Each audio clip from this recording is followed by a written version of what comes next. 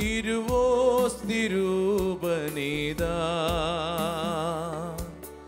മാലാഖമാരുടെ സ്തുതികളിൽ വാഴും രാജാധിരാജനിതാ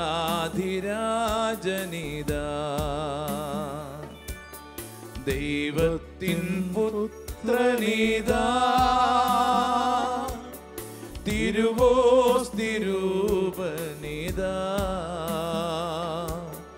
മാലാഖമാരുടെ സ്തുതികളിൽ വാഴും രാജാധിരാജനിതാ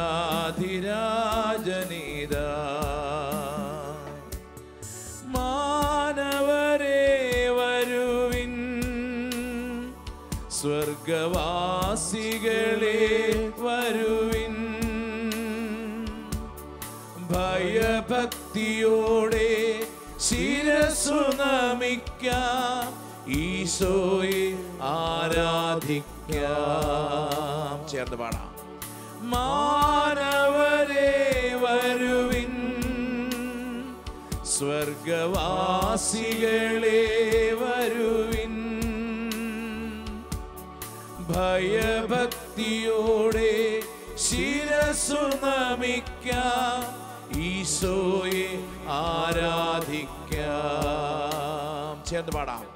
മാനവരേ വരുവിൻ സ്വർഗവാസികളെ വരുവിൻ ഭയഭക്തിയോടെ ശിരസ്സു നമിക്കാം ഈശോയെ ആരാധിക്കാം. പരിശുദ്ധ ദിവ്യകാരുണ്യത്തിലേക്ക് നമുക്ക് നോക്കാം. 34-ാം സങ്കീർത്തനം 5-ാം തിരുവചനം. അവിടുത്തെ നോക്കിയവർ പ്രകാശിതരായി, അവർ ലജ്ജിതരായില്ല. നമുക്ക് കണ്ണുകൾ ഉയർത്തി മുഖമുയർത്തി ഈ ദിവ്യകാരുണ്യത്തിലേക്ക് നമുക്കൊന്ന് നോക്കാം. എൻ്റെ പ്രിയമുള്ള ദൈവമക്കളെ, ആ പരിശുദ്ധ ദിവ്യകാരുണ്യത്തിലേക്ക് നോക്കുമ്പോൾ നിന്റെ ലജ്ജയെല്ലാം മാറട്ടെ, നിന്റെ നാണമെല്ലാം മാറട്ടെ. നിന്റെ ഭീഷണികൾ, നിന്നെ ഭാരപ്പെടുത്തുന്ന വേദനകൾ, രോഗങ്ങൾ, പീഡകൾ, അസ്വസ്ഥതകൾ, നിന്നെ തകർക്കുന്ന ജീവിത മേഖലകളെല്ലാം മാറിപ്പോകാൻ പരിശുദ്ധനായവനെ നോക്കുക. ആഴിയുടെ അഗാധങ്ങളിൽ ഈശോ തമ്പുരാനോട് പത്രോസ് ചോദിച്ചതുപോലെ, കർത്താവേ, അങ്ങാണെങ്കിൽ ഈ കടലിന് മീതെ നടന്നു വരാൻ എന്നോട് അങ്ങ് പറയുക. നീ പരിശുദ്ധ കുർബാനയിലേക്ക് നോക്കിക്കൊണ്ട് നീയും പറയട്ടെ, കർത്താവേ, അങ്ങാണെങ്കിൽ അങ്ങ് എന്നോട് ഈ ജീവിതമാകുന്ന കഷ്ടതയുടെ മുകളിലൂടെ നടന്നു വരാൻ, എല്ലാ അടിമത്തങ്ങളുടെയും മേൽ ചവിട്ടി മെതിച്ച് കടന്നു വരാൻ അങ്ങ് എന്നോട് കൽപ്പിക്കണമേ. എൻ്റെ ജീവിതത്തിൻ്റെ ഓരോ മേഖലകളെയും, എന്നെ ഭാരപ്പെടുത്തുന്ന ഓരോ പ്രയാസങ്ങളുടെയും മേലെ നടന്നു വരാൻ അങ്ങാണെങ്കിൽ എന്നോട് കൽപ്പിക്കണം. പരിശുദ്ധ കുർബാനയിലേക്ക് നോക്കി വിശ്വാസത്തോടുകൂടെ നീ പ്രാർത്ഥിക്കുന്നു, നീ ആരാധിക്കുന്നു.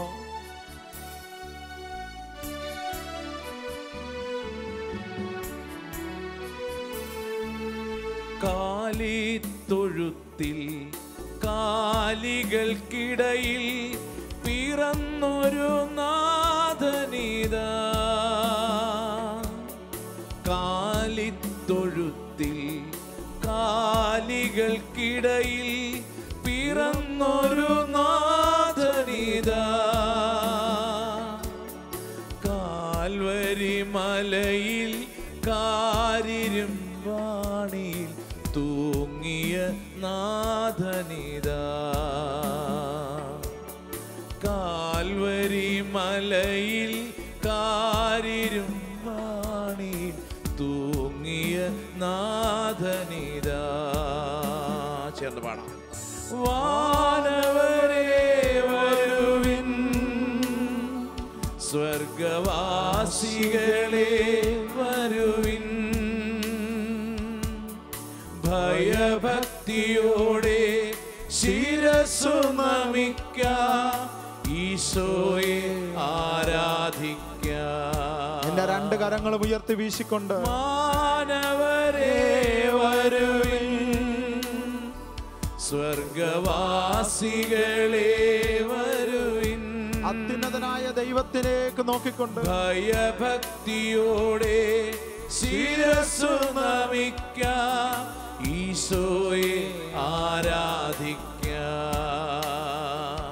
ഭയഭക്തിയോടെ ഭയഭക്തിയോടെ ശിരസ്സു നമിക്കാം, ഈശോയെ ആരാധിക്കാം.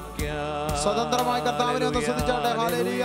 കരങ്ങൾ ഉയർത്തി, മനസ്സുയർത്തി, നാണിക്കാതെ ലജ്ജിക്കാതെ മറ്റുള്ളവരെന്ത് വിചാരിക്കുമെന്ന് ചിന്തിക്കാതെ സർവശക്തന് സകല പുകഴ്ചയും ആരാധനയും കൊടുത്തുകൊണ്ട് ദൈവത്തിന്റെ മഹത്വം ആഗ്രഹിച്ചുകൊണ്ട്, ദൈവം നിന്നിലൂടെ മഹത്വപ്പെടാൻ ആഗ്രഹിച്ചുകൊണ്ട് ഹല്ലേലൂയ, ഹല്ലേലൂയ, ഹല്ലേലൂയ, ഹല്ലേലൂയ, ഹല്ലേലൂയ, ഹല്ലേലൂയ, ഹല്ലേലൂയ. യേശുവേ നന്ദി, കർത്താവേ നന്ദി. ആരാധന, ആരാധന, ആരാധന, ആരാധന. ആമേൻ, ആമേൻ, ആമേൻ, ആമേൻ, ആമേൻ, ആമേൻ, ആമേൻ. യേശുവേ നന്ദി കർത്താവേ.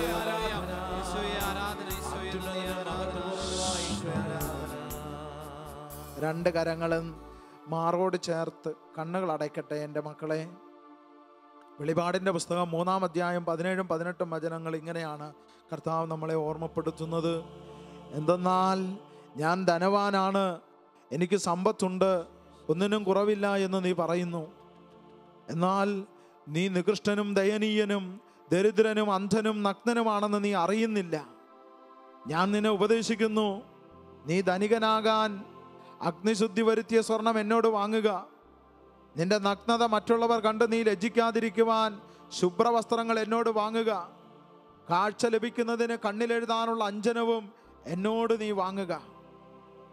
എൻ്റെ പ്രിയമുള്ളവരെ, വിശുദ്ധ യോഹന്നാന്റെ സുവിശേഷം 14-ാം അധ്യായം 1 മുതലുള്ള തിരുവചനങ്ങൾ ധ്യാനിച്ചപ്പോൾ കർത്താവ് നമ്മളോട് പറഞ്ഞു, നിങ്ങൾക്ക് ഞാനൊരു ഭവനം സജ്ജമാക്കാൻ പോവുകയാണെന്ന്. കർത്താവ് നമുക്ക് വേണ്ടി ഒരുക്കുന്ന ഭവനത്തില് കർത്താവിൻ്റെ കയ്യിലേക്ക് കൊടുക്കുവാനുള്ള വലിയ സമ്പത്ത് എന്താണ്? അഗ്നിശുദ്ധി വരുത്തിയ സ്വർണം നിന്റെ കയ്യിലുണ്ടോ? നഗ്നത മറക്കാൻ ശുഭ്രവസ്ത്രങ്ങൾ നിന്റെ കയ്യിലുണ്ടോ? നിന്റെ കണ്ണിലെഴുതാൻ അഞ്ജനമുണ്ടോ? ഈ പുണ്യങ്ങൾ കൊണ്ടാണ് നിനക്ക് വേണ്ടി കർത്താവ് ഒരു ഭവനം ഒരുക്കേണ്ടത്. ദൈവപിതാവിന്റെ ഭവനത്തിലേക്ക് നീ കടന്നു ചെല്ലുമ്പോൾ കല്യാണ വസ്ത്രമുണ്ടോ? വിളക്കിൽ എണ്ണ കരുതിയിട്ടുണ്ടോ? അഗ്നിശുദ്ധി വരുത്തിയ സ്വർണം ദൈവത്തിന്റെ വചനമാണത്. തേനിനേക്കാളും തേൻകട്ടയേക്കാളും വിലപിടിപ്പുള്ള കർത്താവിന്റെ വചനം നിന്റെ കയ്യിലുണ്ടോ? മരതക രത്നങ്ങളെക്കാൾ വിലയേറിയ കർത്താവിന്റെ വചനമുത്തുകൾ നിന്റെ കയ്യിലുണ്ടോ? ആത്മാവിനെ ഭദ്രമാക്കുന്ന വചനത്തിന്റെ അഭിഷേകം നിന്നിലുണ്ടോ? ദൈവഭവനത്തിലേക്ക് വഴികാട്ടിത്തരുന്ന ദൈവപ്രമാണങ്ങൾ നിന്റെ കയ്യിലുണ്ടോ? യോശുവയുടെ പ്രവചന ഗ്രന്ഥം 1-ാം അധ്യായം 8-ാം വാക്യത്തിൽ കർത്താവ് യോശുവയോട് പറയുന്നു, എപ്പോഴും നിന്റെ അധരത്തിൽ എൻ്റെ വചനം ഉണ്ടാകണം. നിയമാവർത്തന പുസ്തകം 6-ാം അധ്യായത്തിൽ 4 മുതലുള്ള തിരുവചനങ്ങളിൽ പഠിപ്പിക്കുന്നു, കർത്താവിൻ്റെ വചനം നിന്റെ മക്കളുടെ മക്കളുടെ മക്കൾക്ക് തലമുറകൾ തോറും പകർന്നു കൊടുക്കണം. കഴുത്തിൽ അണിയണം, നെറ്റിയിൽ പട്ടമായി കെട്ടിവയ്ക്കണം, മക്കളോട് പറഞ്ഞു പഠിപ്പിക്കണം. അഗ്നിശുദ്ധി വരുത്തിയ സ്വർണം നിന്റെ കയ്യിലുണ്ടോ മകനെ? ശുഭ്രവസ്ത്രമുണ്ടോ? കൂദാശകളിലൂടെ നിനക്ക് ലഭിക്കുന്ന ദൈവപ്രസാദത്തിന്റെ വസ്ത്രം നിനക്കുണ്ടോ? ക്രിസ്തുവിനെ നീ വസ്ത്രമായി അണിഞ്ഞിട്ടുണ്ടോ?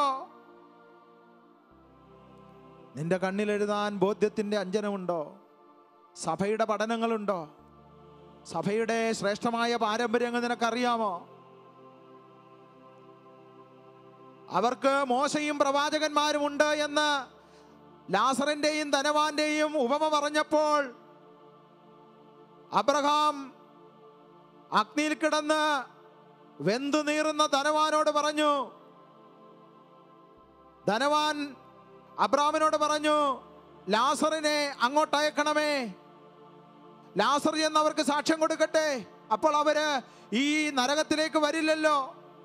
അബ്രഹാം ധനികനോട് പറഞ്ഞു, അവർക്ക് മോശയും പ്രവാചകന്മാരുമുണ്ട്, അവരുടെ കണ്ണുകളിൽ എഴുതാനുള്ള അഞ്ജനം ദൈവം നേരത്തെ തന്നെ കരുതി വെച്ചിട്ടുണ്ട്.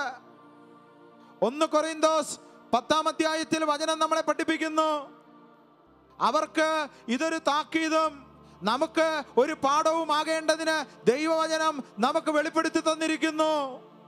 നിന്റെ കയ്യിൽ ബോധ്യങ്ങളുടെ അഭിഷേകമുണ്ട്. നീ പറയുന്നു നീ ധനവാനാണ്, എനിക്കൊന്നിനും കുറവില്ല, എനിക്ക് സമ്പത്തുണ്ട്, കഴിവുണ്ട്, ആരോഗ്യമുണ്ട്, ഒന്നിനും കുറവില്ല എന്ന് നീ പറയുന്നു. എന്നാൽ ഞാൻ നിന്നെ ഉപദേശിക്കുന്നു, നികൃഷ്ടനും നിന്ദ്യനും പരമദരിദ്രനും ദയനീയനുമാണ്. അതുകൊണ്ട് നമുക്ക് കർത്താവിൻ്റെ മുമ്പിൽ നമുക്ക് മാറോട് ചേർത്ത് രണ്ട് കരങ്ങളും വെച്ച് ഈശോ തമ്പുരാനോട് പ്രാർത്ഥിക്കാം. എൻ്റെ ഈശോ തമ്പുരാനെ, എൻ്റെ അന്ധത മാറ്റിത്തരണമേ, എൻ്റെ വികലമായ ബോധ്യങ്ങൾ മാറ്റിത്തരണമേ, ദൈവത്തെ അംഗീകരിക്കാത്ത പാപബോധമില്ലാത്ത അവസ്ഥ എന്നിൽ നിന്ന് എടുത്തു മാറ്റണമേ, നീതിബോധമില്ലാത്ത അവസ്ഥ എന്നിൽ നിന്ന് എടുത്തു മാറ്റണമേ, എൻ്റെ കുടുംബത്തിൽ നിന്ന് എടുത്തു മാറ്റണമേ, അനുസരണമില്ലാത്ത ദുശാഠ്യ മനോഭാവം എൻ്റെ ഹൃദയത്തിൽ നിന്ന് എടുത്തു മാറ്റണമേ, കഠിന ഹൃദയം എന്നിൽ നിന്ന് എടുത്തു മാറ്റണമേ, തർക്കത്തിൻ്റെ ദുരാത്മാവ് എൻ്റെ ഹൃദയത്തിൽ നിന്ന് എടുത്തു മാറ്റണമേ, പിറുപിറുപ്പിൻ്റെ, മുറുമുറുക്കുന്നതിൻ്റെ, നിന്ദിക്കുന്നതിൻ്റെ, ധിക്കാരം പറയുന്നതിൻ്റെ ദുരാത്മാവിനെ എന്നിൽ നിന്ന് എടുത്തു മാറ്റണമേ, വിശ്വാസത്തിലുള്ള മുരടിപ്പ് മന്ദിപ്പ് എന്നിൽ നിന്ന് എടുത്തു മാറ്റണമേ. ഞാൻ വിചാരിക്കുന്നു ഞാൻ സമ്പന്നനാണെന്ന്. കർത്താവെ, അങ്ങയുടെ മുമ്പിൽ നിൽക്കുമ്പോൾ തീർത്തും ദരിദ്രനാണ്. അതുകൊണ്ട് എനിക്ക് ഈ പുണ്യങ്ങൾ നൽകണമേ എന്ന് പ്രാർത്ഥിച്ചുകൊണ്ട്, കണ്ണിലെഴുതാൾ അഞ്ചനം പ്രാർത്ഥിച്ചുകൊണ്ട് നമ്മൾ കർത്താവിനെ ആരാധിച്ച് ചോദിക്കുന്നു. കാഴ്ച നേടുവാൻ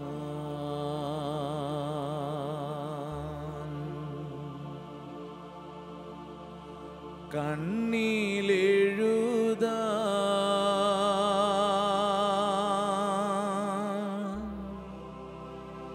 അഞ്ജനം തരൂ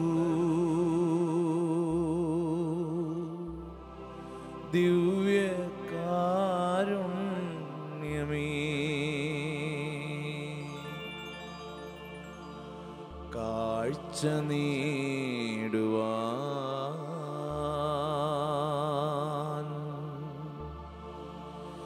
എൻ്റെ കണ്ണിലെഴുതാൻ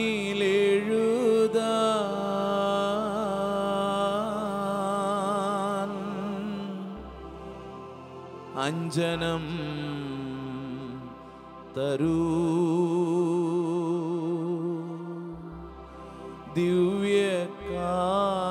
ദിവ്യകാരുണ്യമേ, കാഴ്ച നേടുവാൻ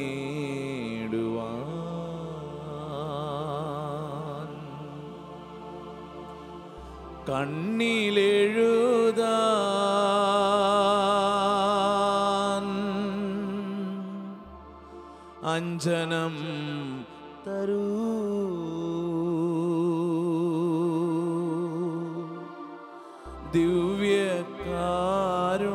ദിവ്യകാരുണ്യമേ.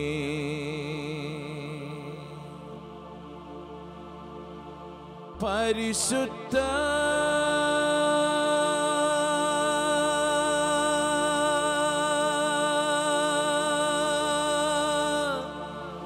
പരമദിവ്യ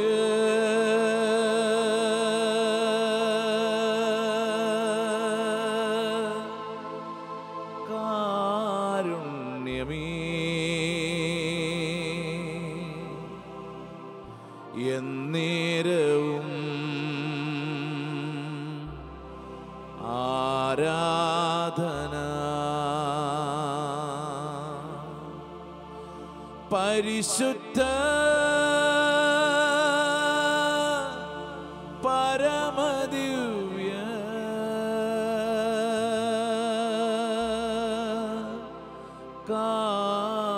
കാരുണ്യമേ,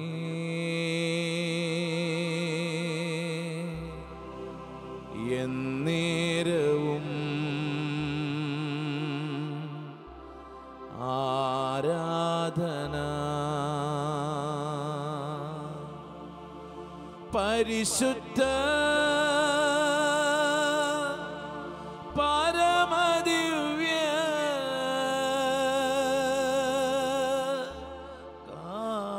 കാരുണ്യമേ,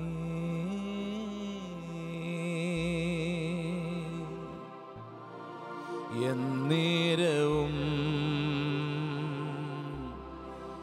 ആരാധന എന്നേരവും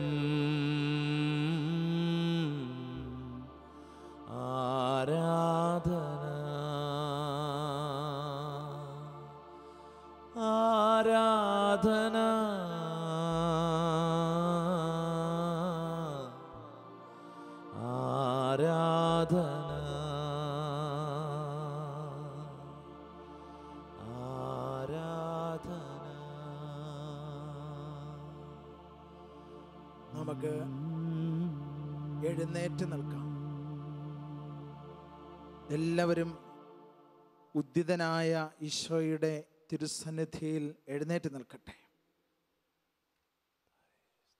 കർത്താവായ യേശു ഉദ്ധാനം ചെയ്തതിന് ശേഷം തൻ്റെ ശിഷ്യന്മാർക്ക് പ്രത്യക്ഷപ്പെട്ടുകൊണ്ട് അവർക്ക് കൊടുത്ത വലിയ സന്തോഷകരമായ സമ്മാനമാണ് അവിടുത്തെ സമാധാനം. യേശു താൻ സ്നേഹിച്ചിരുന്നവരുടെ മുമ്പിൽ പ്രത്യക്ഷപ്പെട്ടുകൊണ്ട് പറഞ്ഞു, നിങ്ങൾക്ക് സമാധാനം. യേശു തരുന്ന സമാധാനം, ഉദ്ധിതനായ യേശു തരുന്ന സമാധാനമാണ് വിശ്വാസികളായ നമ്മുടെ ജീവിതത്തിലുള്ള പാഥേയം. നമ്മുടെ ജീവിതത്തിൻ്റെ നിത്യഭവനത്തിലേക്കുള്ള യാത്രയിൽ അവിടുന്ന് നൽകുന്ന തിരുപ്പാഥേയമാണ് അവിടുത്തെ സമാധാനം. വിശുദ്ധ യോഹന്നാന്റെ സുവിശേഷം 6-ാം അധ്യായത്തിൽ 51 മുതലുള്ള തിരുവചനങ്ങൾ വായിക്കുമ്പോൾ തൻ്റെ മക്കൾക്ക് സ്വർഗീയമായൊരു ബോധ്യം അവിടുന്ന് പകർന്നു കൊടുത്തു. അവിടുന്ന് പറഞ്ഞത് ഇങ്ങനെയാണ്: സ്വർഗത്തിൽ നിന്നിറങ്ങിയ ജീവനുള്ള അപ്പം ഞാനാണ്, ഈ അപ്പം ഭക്ഷിക്കുന്നവൻ എന്നേക്കും ജീവിക്കുമെന്ന്. നിത്യഭവനത്തിൽ എത്തിച്ചേരാൻ വെമ്പൽ കൊള്ളുന്ന നമ്മുടെ ജീവിതത്തിന് തിരുപ്പാഥയമാകുന്ന ഉദ്ധിത ശരീരം നമുക്ക് നൽകുന്നത് സമാധാനത്തിൻ്റെ അഭിഷേകമാണ്. ആ ഉദ്ധിതനായ യേശുവിനെ നോക്കിക്കൊണ്ട്, ദൈവപുത്രനായ ഈശോയ്ക്ക് ആരാധന കൊടുത്തുകൊണ്ട്, നിത്യജീവന്റെ അപ്പമായ യേശുവിനെ ഏറ്റുപറയണം. റോമാക്കാർക്ക് എഴുതിയ ലേഖനത്തില് 10-ാം അധ്യായത്തിന്റെ 9 മുതലുള്ള തിരുവചനങ്ങളിൽ പഠിപ്പിക്കുന്നത് പോലെ കർത്താവിനെ നമ്മൾ ഏറ്റുപറയുവാൻ, രക്ഷകനും നാഥനുമായി അംഗീകരിച്ചേറ്റുപറയുവാൻ വിശുദ്ധ ലിഖിതങ്ങൾ പ്രസ്താവിക്കുന്നത് പോലെ കർത്താവ് സത്യമായും ഉയർത്തെഴുന്നേറ്റുവെന്ന് ഏറ്റുപറയുവാനും ആരാധിക്കുവാനും നാം വിളിക്കപ്പെട്ടിരിക്കുന്നു. അടിമത്തങ്ങളിൽ നിന്നുള്ള മോചനമാണ് ആരാധന. ഇസ്രായേൽ ജനത്തോട് ദൈവമായ കർത്താവ് അടിമത്തത്തിൽ നിന്ന് മോചിപ്പിച്ചു കൊണ്ടുവരുവാൻ മോശയോട് കൽപ്പിക്കുമ്പോൾ ദൈവത്തോട് മോശ ചോദിക്കുന്ന ഒരു ചോദ്യമുണ്ട്: എന്തിനാണ് ഈ ജനതയെ മോചിപ്പിക്കുന്നത്? ഫറവോ മോശയോട് ചോദിച്ച ചോദ്യവും അത് തന്നെയാണ്: ഞാൻ എന്തിന് ഈ ജനത്തെ വിട്ടുതരണം? അപ്പോൾ ദൈവത്തിൻ്റെ അരുളപ്പാടുകൾ മോശയിലൂടെ നാം സ്വീകരിക്കുകയാണ്. കർത്താവിനെ ആരാധിക്കാൻ എല്ലാ അടിമത്തങ്ങളിൽ നിന്നുമുള്ള മോചനമാണ് ആരാധന. അത് ദൈവമക്കളുടെ അവകാശമാണ്. സർവശക്തന്റെ മുമ്പിൽ നമ്മൾ നിൽക്കുമ്പോൾ കാണപ്പെടാത്ത മാലാഖമാരെല്ലാം ഈ കർത്താവിൻ്റെ ചാരെ നിൽക്കുന്നതായിട്ട് നമ്മൾ കാണുന്നു.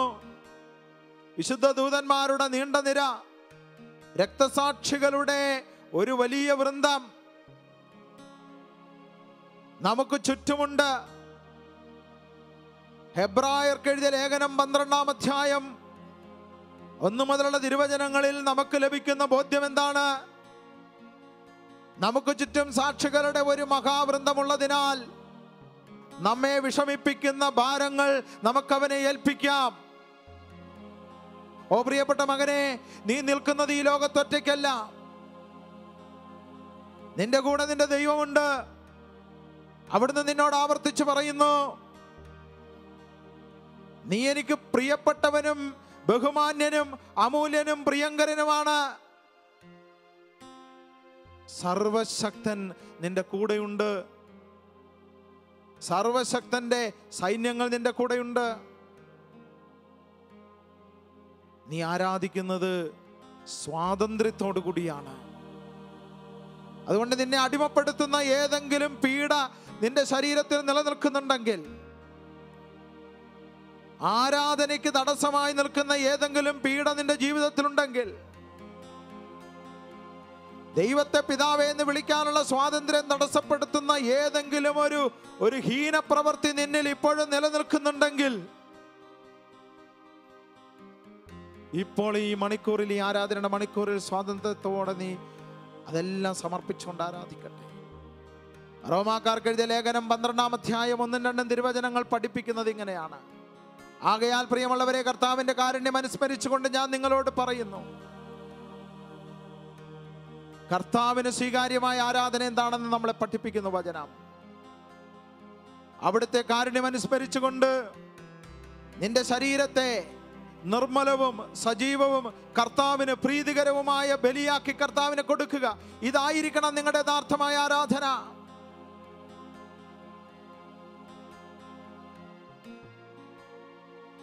കർത്താവിനോട് സമരിയാക്കാരി സ്ത്രീ ചോദിച്ചു, എന്താണ് ആരാധന? കർത്താവ് അവളോട് പറഞ്ഞു, ആത്മാവിലും സത്യത്തിലുമുള്ള സ്വാതന്ത്ര്യമാണ് ആരാധന. നിന്റെ ആത്മാവിനെ ദൈവഭവനത്തിൽ എത്തിക്കാൻ ബന്ധിക്കുന്ന ഏതെങ്കിലും ഒരു പീഡ നിന്നിലുണ്ടോ? ദൈവഭവനത്തിലേക്ക് നിന്റെ ആത്മാവിനെ എത്തിക്കുവാൻ തടസ്സപ്പെടുത്തുന്ന ഏതെങ്കിലും ഒരു പാപഹേതു നിന്നിൽ ആധിപത്യം പുലർത്തുന്നുണ്ടോ മകനെ, മകളെ? എങ്കിൽ ഇപ്പോൾ ആരാധനയ്ക്ക് തടസ്സമായി നിൽക്കുന്ന ആ പാപഹേതുക്കൾ പരിശുദ്ധാത്മാവിന്റെ അഗ്നി കൊണ്ട് ചാമ്പലായി പോകട്ടെ. എന്നിട്ട് നീ കർത്താവിനെ നോക്കി പാടുന്നു, ആരാധിക്കുന്നു, യേശുനാഥ അങ്ങേക്ക് ആരാധന. യേശുനാഥ അങ്ങേക്ക് ആരാധന, ദൈവപുത്ര അങ്ങേക്ക് ആരാധന. എല്ലാ ദൈവമക്കളും ചേർന്ന് പാടട്ടെ, യേശുനാഥ. യേശുനാഥ അങ്ങേക്ക് ആരാധന, ദൈവപുത്ര അങ്ങേക്ക് ആരാധന. ഒരിക്കൽ കൂടെ ചേർന്ന് പാടിക്കോ മക്കളെ. യേശുനാഥ അങ്ങേക്ക് ആരാധന, ദൈവപുത്ര അങ്ങേക്ക് ആരാധന. എന്റെ സൗഖ്യമവൻ, എന്റെ സൗഖ്യം, എന്റെ വിടുതലവൻ, എന്റെ വിടുതലവൻ, എന്റെ ശാന്തിയവൻ, എന്റെ ശാന്തിയവൻ അങ്ങേക്ക് ആരാധന. ചേർന്ന് പാടാം. എന്റെ സൗഖ്യമവൻ, എന്റെ വിടുതലവൻ, എന്റെ ശാന്തിയവൻ അങ്ങേക്ക് ആരാധന. യേശുനാഥ, യേശുനാഥ അങ്ങേക്ക് ആരാധന. ആമേൻ. ദൈവപുത്ര അങ്ങേക്ക് ആരാധന. യേശുനാഥ, യേശുനാഥ അങ്ങേക്ക് ആരാധന. ദൈവപുത്ര അങ്ങേക്ക് ആരാധന. എന്റെ സൗഖ്യമവൻ, എന്റെ സൗഖ്യമവൻ, എന്റെ വിടുതലവൻ, എന്റെ ശാന്തിയവൻ അങ്ങേക്ക് ആരാധന. എന്റെ സൗഖ്യമവൻ, എന്റെ സൗഖ്യമവൻ, എന്റെ വിടുതലവൻ, എന്റെ ശാന്തിയവൻ അങ്ങേക്ക് ആരാധന. എന്റെ സത്യമവൻ, എന്റെ സത്യമവൻ, എന്റെ ജീവനവൻ, എന്റെ ജീവനവൻ, എന്റെ മാർഗമവൻ, എന്റെ മാർഗമവൻ. അവൻ ആരാധന, അവൻ ആരാധന. ഹല്ലേലൂയ, ഹല്ലേലൂയ, ഹല്ലേലൂയ, ഹല്ലേലൂയ, ഹല്ലേലൂയ. ഹോസാന, ഹല്ലേലൂയ, ഹോസാന, ഹല്ലേലൂയ, ഹോസാന, ഹോസാന, ഹല്ലേലൂയ ഹോസാന ഹല്ലേലൂയ. നമുക്ക് മുട്ടിന്മേൽ നിൽക്കാം. പ്രിയമുള്ളവരെ, ഈശോയുടെ ആശീർവാദം നമ്മൾ സ്വീകരിക്കാൻ പോകുന്ന സമയമാണ്. ഉദ്ധിതനായ ഈശോ നൽകിയ ആ സമാധാനമാണ് നമ്മൾ സ്വീകരിക്കുന്നത്. ഹൃദയം തുറന്നു കൊടുക്കുക. ഈശോ പറഞ്ഞു, ഞാൻ നിൻ്റെ ഹൃദയത്തിലേക്ക് വരാൻ പോകുന്നു. നിൻ്റെ ഹൃദയം തുറന്നു കൊടുക്കുക. നീ ഏതവസ്ഥയിലാണ് എങ്കിലും നിൻ്റെ ഹൃദയം തുറന്നു കൊടുക്കുക. കർത്താവ് എല്ലാം അറിയുന്നു. ഇതാ കർത്താവിൻ്റെ അഭിഷിക്തൻ നമ്മളെ ആശീർവദിക്കുന്നു. പരിശുദ്ധമായ ഈ ആശീർവാദ സമയത്ത് ദാവീദിൻ്റെ പുത്ര എൻ്റെ മേൽ കനിയണമേ എന്ന് കരഞ്ഞ് പ്രാർത്ഥിച്ചതുപോലെ കരങ്ങൾ യേശുവിൻ്റെ പക്കലേക്ക് നീട്ടിക്കൊണ്ട് ഇതാ പരിശുദ്ധനായവനെ നോക്കിക്കൊണ്ട് വിളിച്ചോ, സ്തുതിച്ചോ, ആരാധിച്ചോ. കർത്താവിനെ നോക്കി വിളിച്ചു പറ, എൻ്റെ കർത്താവെ, എന്നെ തൊട്ടിട്ട് പോകണമേ, എനിക്ക് സൗഖ്യം തരണമേ, പരിശുദ്ധനായവനേ എന്ന് വിളിച്ചുകൊണ്ട് ഹൃദയം തകർന്ന് ചങ്ക് പിളർന്ന് നീ വിളിക്കട്ടെ. ചങ്ക് പിളർന്ന് വിളിക്കട്ടെ. നിത്യതയുടെ കൂടാരത്തിലേക്ക് നിന്നെയും കൂടെ കൊണ്ടുപോകാൻ, നിന്റെ വീട്ടിലുള്ള എല്ലാവരെയും നിത്യതയുടെ ഭവനത്തിലേക്ക് എത്തിക്കുവാൻ, നിന്റെ മേഖലകളിൽ കർത്താവിന്റെ സൗഖ്യം ഉണ്ടാകുവാൻ. ഹല്ലേലൂയ ഹല്ലേലൂയ ഹല്ലേലൂയ ഹല്ലേലൂയ ഹല്ലേലൂയ ഹല്ലേലൂയ. സ്വരമുയർത്തി സ്തുതിച്ചു വിളിക്കുന്നു, സ്തുതിച്ചു വിളിക്കുന്നു, അവന്റെ നാമം വിളിക്കുന്നു, ആരാധനയോടെ വിളിക്കുന്നു, സ്വാതന്ത്ര്യത്തോടെ വിളിക്കുന്നു. ഹല്ലേലൂയ ഹല്ലേലൂയ ഹല്ലേലൂയ ഹല്ലേലൂയ ഹല്ലേലൂയ ഹല്ലേലൂയ ഹല്ലേലൂയ. യേശുവേ, നന്ദി നന്ദി നന്ദി. ആരാധന ആരാധന.